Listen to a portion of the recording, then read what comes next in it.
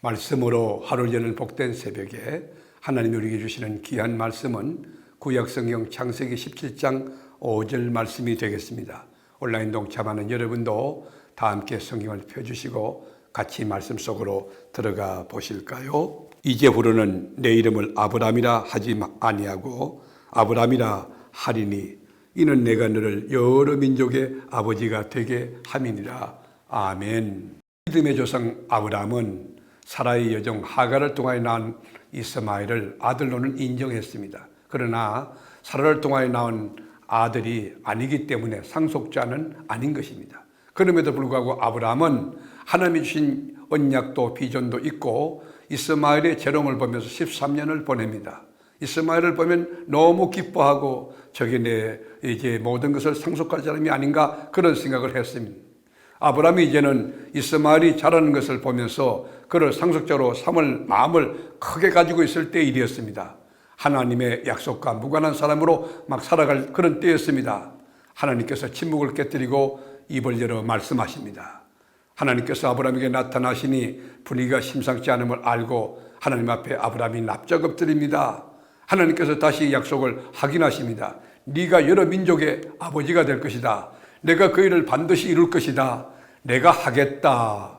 내가 되게 하겠다. 라는 말씀을 2절과 5절에 반복해서 거듭거듭 하십니다. 주님의 분명한 의지를 보여주신 것입니다. 내 앞에서 너는 행위 완전하라는 거예요. 이것은 완벽하다는 뜻이 아닙니다. 점점 완성되어 가는 네가 되라는 것입니다. 우리 그리스도인이란 어떻습니까? 처음부터 완전하지 않잖아요. 처음에 부족하지만 자꾸 미성숙에서 성숙으로 나아가는 것입니다. 아브라함도 우상에 찌들려 있던 사람이었습니다. 그렇지만 조금씩 변화되고 하나님 사람다워지는 그 과정이 있습니다.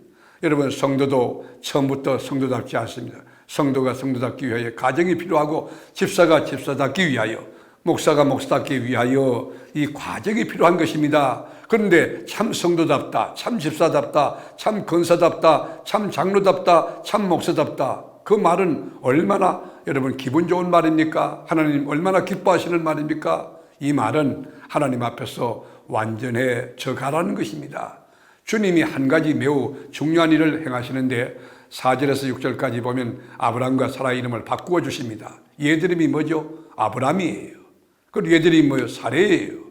아브람은 그 말은 아버지로서 높임을 받는다는 뜻이고요. 개인적으로 굉장히 귀한 이름이죠. 그러나 아브람이라고 하는 이름은 개인의 이름이 아닙니다. 엄청난 영향력을 가진 열국의 아버지, 민족의 아버지라는 뜻입니다. 사례를 사라로 바꿔주시는 것도 개인의 이름을 뛰어넘어 열국의 어머니, 민족의 어머니라는 그런 의미입니다. 하나님께서 우리에게 성도라고 하는 이름을 주시는데, 의인이라는 이름을 주시는데, 여러분, 예수로 말미암아 우리가 의롭게 된 자, 하나님의 거룩한 성도가 된 자, 얼마나 귀합니까? 여러분은 의인입니까? 이 질문을 받으면 당당하게 대답해야 됩니다. 하나님이 인정하는 의인임을 확신해야 됩니다. 9절부터 14절까지 이름을 바꾸어 주시고 아브라함에게 할례를 행하십니다. 할례는 육체를 따라 나지 아니하고 성령을 따라 난 자임을 보여주는 그 행위입니다. 그래서 로마서의 2장에 보면 표면적인 유대인이 유대인이 아니요, 표면적인 할례가 할례가 아니요, 이면적인 유대인이 유대인이며 할례는 이제는 육체에 하는 것이 아니라 마음에 하는 것이다 라고 했지 않습니까? 성령으로 거듭난 사람이 할례를 받은 그 진정한 이스라엘이고 하나님의 백성임을 말하고 있는 것입니다. 우리가 할례를 받지 않아도 성령으로 거듭난 성령의 인을 받은 우리는 진정한 할례 받은 자예요. 우리 크리스찬들도 예수를 믿음으로 손으로 하지 않은 할례를 이미 받은 자이고 새 생명을 얻은 자이고 하나님의 자녀가 된 것 아닙니까? 골로새 2장 11절에 보면 또 그 안에서 너희가 손으로 하지 아니한 할례를 받았으니 곧 육의 몸을 벗는 것이요 그리스도의 할례니라. 12절에는 너희가 세례로 그리스도와 함께 장사되고 또 죽은 자들 가운데서 그를 일으키신 하나님의 역사를 믿음으로 말미암아 그 안에서 함께 일으키심을 받았느니라. 그렇습니다. 구약의 할례는 예수님의 십자가와 부활의 사건을 통하여 우리에게 성취가 되었어요. 예수를 믿고 구원받은 하나님의 자녀가 나는 그리스도와 함께 죽고 그리스도와 함께 살아났다 라는 의미로 세례를 받는데, 세례가 뭡니까? 할례를 상징하는 거예요. 로마서 6장 11절에도 이와 같이 너희도 너희 자신을 죄에 대해서는 죽은 자요 그리스도 예수 안에서 하나님께 대하여는 살아있는 자로 여길지어다. 여러분, 우리는 육체의 할례 받은 게 아니고 성령으로 우리 내면의 할례를 받은 자인 것입니다. 구별된 성도입니다. 의인이 되고 하나님 자녀가 된 것입니다. 이 얼마나 큰 축복입니까? 제사함 받고 하나님 자녀되고 천국 백성이 되었으니 얼마나 우리에게 소망이 넘치고 얼마나 감사가 넘치고 기쁨이 충만하겠습니까?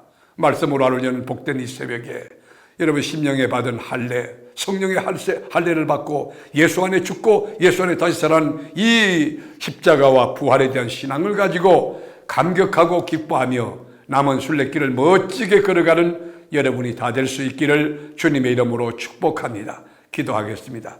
주님, 우리가 표면적으로 받은 할례가 아니라 성령으로 이면 내 심령에 할례를 받았으니 제사함 받은 증거가 우리 안에 있고 그게 감격이 되고 하나님 나라 이럴 때까지 소망이 되며 주님을 찬송하는 요인이 되게 하옵소서. 오늘도 넉넉히 이김을 주실 우리 주님을 찬양하옵고 살아계신 예수님의 이름으로 기도드립니다. 아멘.